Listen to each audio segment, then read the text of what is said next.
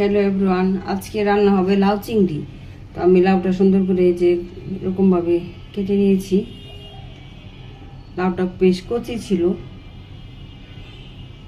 আর এই যে চিংড়ি একদম পরিষ্কার করে ধোয়া শেষ। এটা হচ্ছে মেন মশলা, আর বাকি অল্প একটু মশলা দিব। এই মশলাটা দিয়ে মেন স্বাদটা আসবে।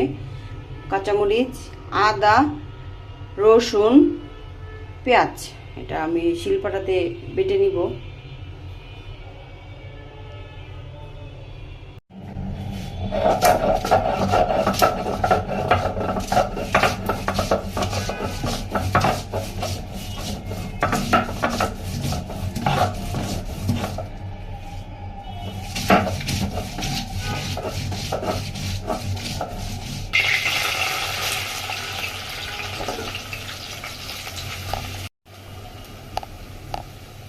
এতটা লাল করা যাবে না, কারণ তাহলে লাউটা লাল হয়ে যাবে।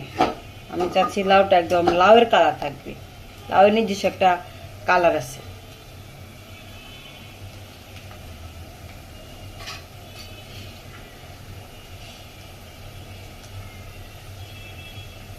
এখন আমি যে বেটে রাখছিলাম সেই মশলাটা দিয়ে দিব। এটার মধ্যে আছে কাঁচামরিচ, সামান্য আদা, সামান্য রসুন আর পেঁয়াজ।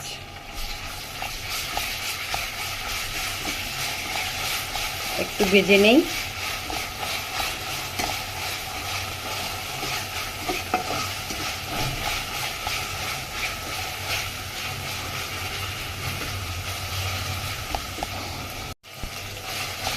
ভাজাভাজি হয়ে গেছে।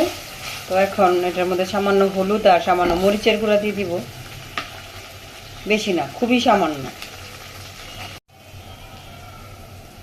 লবণ,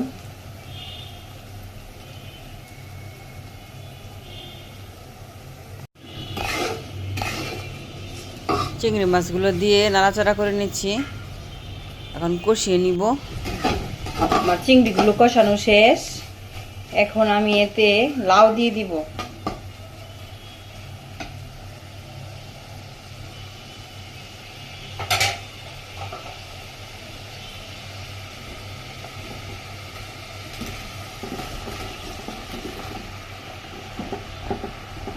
লাউ কিন্তু দেওয়ার সময় মনে হয় অনেকগুলা, পরে কিন্তু আস্তে আস্তে এগুলা একদম মিশে কমে যাবে।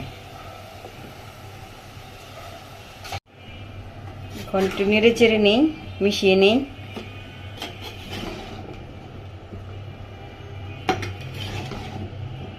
এখন অবশ্য নাড়তে একটু কষ্ট, কারণ একটু ভরা তো পাতিলটা।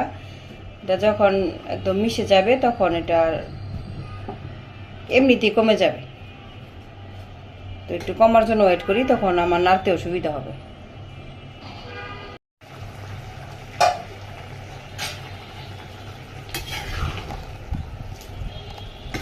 এই তো আমার তরকারিটা হয়ে গেছে,